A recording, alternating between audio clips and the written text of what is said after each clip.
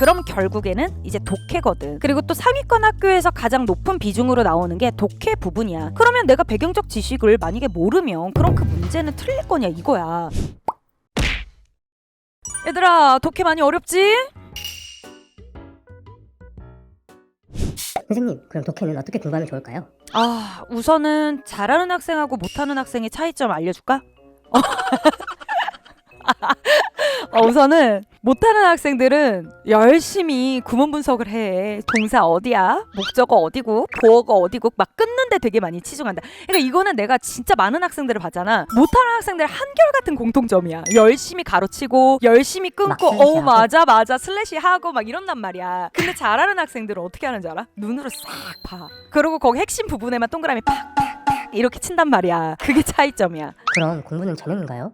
그치. 공부가 재능이냐? 나 솔직히 말해서 부정 안 할게. 공부 재능 맞아. 타고난 공부 재능 맞아. 이거 우리가 부인할 수 없는 사실이야. 이거를 부인한다 그러면 우리가 잘못된 거야. 그러니까 공부는 재능이 맞지만 그렇지만 또 훈련을 통해서 이거를 우리가 강화시킬 수도 있어. 그러면 이제 잘하는 학생들이 어떻게 사고를 하는지를 우리가 잘 따라가 봐야 돼. 문장 해석이 제일 어렵지. 어떻게 해야 될지를 모르겠잖아. 이게 왜냐면 우리나라 말이랑 어순이 지금 다르니까. 근데 처음에 우리가 어순이 다르니까 그래 주어 동사 막 찾고 구문 분석 열심히 한 거는 맞는데 그렇게 우리가 연습한 이유는 그 덩어리라고 하지? 이 덩어리를 이미지로 이렇게 싹 마음으로 받아들이기 위해서 그 연습을 계속 한 거야. 그러니까 영어 문장을 읽으면서 이거를 다시 우리나라 말로 기계처럼 번역해서 그냥 끝내버리는 게 아니라 이 의미가 그냥 마음속에 딱 와닿아야 돼. 뭐 예를 들어서 얼음물이 들어가 있는 컵이 차갑다 이렇게 얘기를 하면 우리가 그걸 다시 한번 생각하진 않고 차가워 막 이런 느낌이 들잖아. 그러니까 영어 문장도 사실 똑같은 거거든. 읽으면서 이렇게 느낌이 와야 되는데 물론 이게 되게 어려운 얘기인 거는 나도 아는데 그렇지만 훈련을 통해서 충분히 할 수 있어. 잡소리가 있고 핵심의 뼈대가 있단 말이야. 근데 잘하는 학생들은 그 뼈대를 계속 읽으면서 핵심 부분을 체크하면서 나간단 말이야. 근데 못하는 학생들은 불필요한 이야기 안에 빠져서 그 안에서 허우적거리는 게 가장 큰 차이인 것 같아. 문장을 읽으면서 바로 핵심 파악을 딱. 그렇지. 그런 차이가 있어. 근데 그렇게 연습을 해야 돼 사실.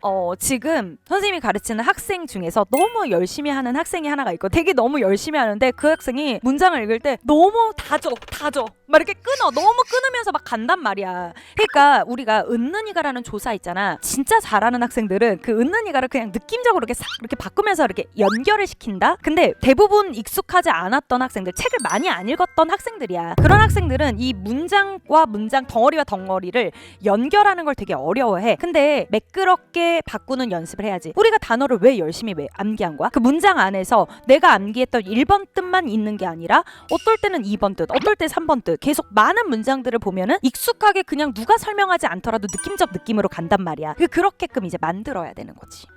그 느낌이 이해가 안 돼요. 근데 선생님이 말하는 이 느낌은 그냥 막 눈으로 읽으면서 느낌으로 읽으라는 얘기가 아니라 너희들이 이제 처음에 문법 선생님이랑 막 공부를 하면서 구문 연습 열심히 할 거잖아. 그러면 자연스럽게 중요한 뼈대가 어딘지는 알게끔 되어 있고 부사라든지 형용사 수식어구에서 좀 잡소리가 많이 들어간다라는 걸 알아. 근데 내가 여기서 그냥 문장이 술술 잘 읽히면 읽으면 되는데 사실 우리가 마주하는 문장들은 한 문장 마침표 하나에도 거의 두세 줄씩 넘어가는 애들이 많잖아. 그럼 그럴 때는 우선 가장 중요한 핵심 단어에다가 밑줄을, 그러니까 이거 하지 말란 얘기야. 이렇게 막 계속 이렇게 하는데 이거 하고 끝나는 게 아니라 내가 말하는 포인트, 그래 이것도 좋은데 예를 들어서 이 단어가 중요하면 그 단어의 밑줄이라든지 그런 동그라미 포인트는 좀 남겨놔서 읽은 다음에 이 문장이 뭔지 모르겠어. 그럼 내가 남겼던 밑줄이나 이 동그라미를 좀 연결해서 이거 이런 내용이 아닐까. 그러니까 비유하자면 퍼즐 맞추기라고 생각을 해봐. 퍼즐. 덩어리에 퍼즐을 맞춰서 이 의미를 유추를 하는 거야. 이렇게 계속 연습을 하는 거지. 그럼 독해는 배경 지식이 필요한가요?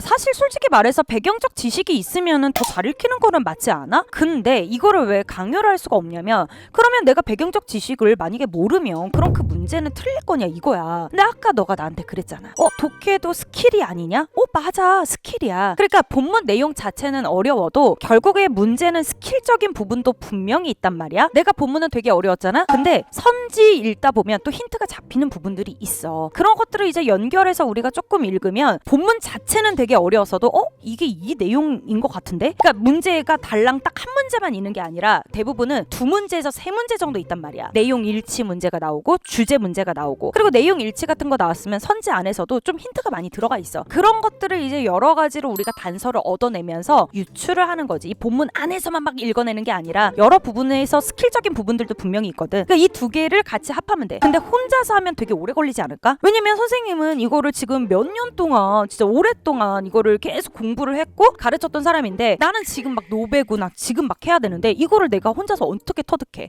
그러니까 수업적인 부분에서 그 스킬을 꼭 익혀가야 되는 거지. 그럼 스킬 조금만 더 알려주세요.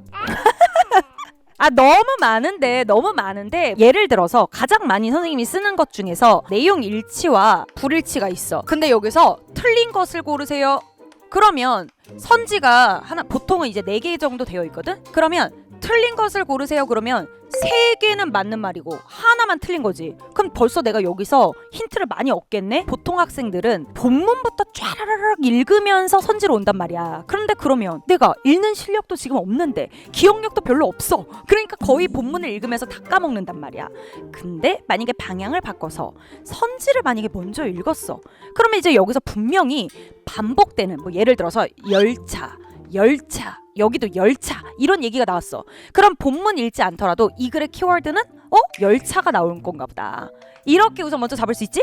그 다음에 여기서 이제 내용들이 3개는 어쨌든 맞아 떨어질 거란 말이야. 그럼 대충 이제 이런 내용인가? 하고 본문을 읽으면 훨씬 더 잘 읽힌다는 거지. 이게 이제 스킬 중에 하나지. 또 하나는 그 문제를 읽다 보면은 문제 속에서 단어의 반복이 계속 반복되는 단어들이 있어. 이제 그런 단어들이 보통 본문에서 키워드지. 그러면은 이 키워드를 잡고 가거나, 그 다음에 문제 속에서도 전반적인 내용 일치를 물어보는 경우도 있는데 되게 디테일하게, 뭐 예를 들어서 뭐 소크라테스가 누구의 의견을 반대한 이유는 무엇인가요? 뭐 이런 식으로 예를 들어서 나와. 그러면 본문을 읽지 않더라도 이 글은 반대했으니까 A 대 B로 가겠네. 글의 구조가. 그러면 우리가 아무것도 모르는 상태에서 본문을 읽는 거라 이 글은 A 대 B로 갈 거다라고 예측하고 읽는 거는 방향이 다르지 않을까?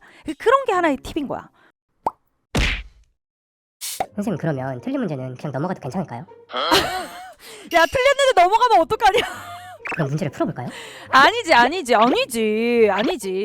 자, 틀린 거는 내가 명확하게 내가 왜 틀렸는지를 분석을 해야 되는데, 아니 학생들이 있단 말이야.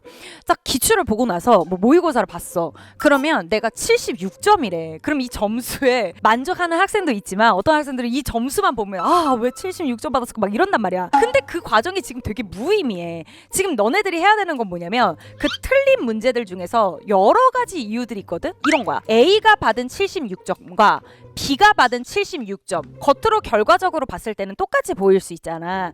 근데 이 안에를 파고 들어가 보자. 자, A는 나머지 다 문제를 분석했는데 어휘 부분이 너무 약한 거야. 어휘 때문에 많이 틀렸어. 그 다음에 이 B는 어휘는 다 아는데 해석을 했는데도 사고가 잘 안 됐던 거야. 그럼 너네가 봤을 때 누가 더 개선의 여지가 빠를 것 같니? 어휘요. 그지? 왜냐면 얘는 어휘만 하면 이거 금방 오른단 말이야. 근데 이 학생은 아마도 더디게 오를 거야. 그러니까 이런 식으로 같은 점수지만 내가 어떤 부분을 틀렸느냐에 따라서 다르기 때문에 분석해야 돼. 근데 이거를 어떤 식으로 이제 분석하냐면 크게 어휘 부분은 어휘라고 적어 놓고, 아니면 진짜로 해석이나 내가 구문적으로 만약에 몰랐어. 그러면 이제 해석이나 구문 부분, 그 부분만 열심히 연습하면 되겠지. 제일 문제는 뭔 줄 알아? 사고적인 부분이야. 내가 해석을 했는데도 전혀 무슨 말인지를 몰랐던 거야. 그럼 이 부분은, 자, 얘는 한 2번 정도만 봐도 돼. 근데 이거는 여러 번 봐야 될걸? 그러니까 내가 여러 번 봐야 되는 문제와 그 다음에 한 번만 보고도 넘어가도 되는 문제, 그 다음에 얘 봐봐. 얘는 안 됐던 부분만 찾아서 읽으면 되는 거 아닐까? 그러니까 이런 식으로 내가 뭐를 틀렸느냐에 따라서 접근 방식이 완전히 다른 거니까 그렇게 봐야 돼. 아는 걸 실수로 틀려도 확인을 해야 할까요? 아는 건데 그러면 이제 다음번에 또 나온다? 또 나오고 또 틀리고 막 이런다? 근데 그 아는 건데 이런데 그거를 이렇게 하면은 이제 다음에 안 틀리지. 명확하게 본문으로 다시 들어가서 그 근거 있는 부분을 해석하고 내가 이 의미를 완전히 파악했다면 그건 이제 더 이상 틀리지 않을 거야. 근데 그냥 대충 해석만 보고 촥 넘어가 버리면 분명히 틀릴 거라고. 그러니까 여기서 정말 디테일하게 들어가서 아까도 얘기했지만 아는 건데 그러니까 어느 부분이 해석이 미스가 나서 잘못 생각했는지. 그리고 또 하나가 있어. 내가 뭐 예를 들어서 정답이 2번이었는데 나는 3번을 했잖아. 그럼 두 개를 고민했잖아. 그러면 학생들이 정답에 초점을 맞춰서 넘어가 버린단 말이야. 근데 선생님은 뭐를 가르치냐면 2번과 3번의 선지의 의미 차이를 읽어. 이 의미 차이를 비교하는 연습을 계속 해야 된단 말이야. 그래야지 절대 안 틀릴 수 있어. 뭐 예를 들면 여기에 3번에 only 라는 극단적인 표현이 나왔어. 모두가 그러하다. 절대 그렇지 않다. 근데 내가 이걸 잘 못 읽었단 말이야. 그러면은 이런 부분에다가 형광펜을 딱 체크해놓고 다음번에 문제를 풀 때 선지에서 이런 부분이 나온다면 조금 더 꼼꼼하게 읽어봐야 되겠다. 이렇게 좀 더 디테일하게 들어가야 되는 거지. 내용적으로 나 이거 알았는데 하면 200% 300% 다시 틀리지. 애매하게 맞춘 거는요? 오! 그렇지. 만약에 내가 그러면 이제 틀린 건 무조건 다 봐줘야 되지만 맞은 것들 중에서 또 에메까리아에서 맞힌 것도 있잖아. 그건 꼭 표시를 해놓고 봐야지. 마치 그것도 틀린 문제처럼 봐줘야 되는 거야. 공부 잘하는 애들 그냥 막 따라해도 괜찮을까요? 아니지. 왜냐면 봐봐. 우리가 똑같은 코로나에 걸렸다 치자. 자, 감기에 걸렸어. 근데 증상이 다 똑같니? 공부도 똑같단 말이야. 본인의 개인마다 다 이렇게 실력도 다 제각기 다른데 봐봐. 그 아이는 그냥 눈으로 싹 읽고 지나가. 근데 난 그렇게 해서 안 읽혀. 근데 그걸 어떻게 똑같이 따라해. 그냥 그 자세만 배우면 되는 거야.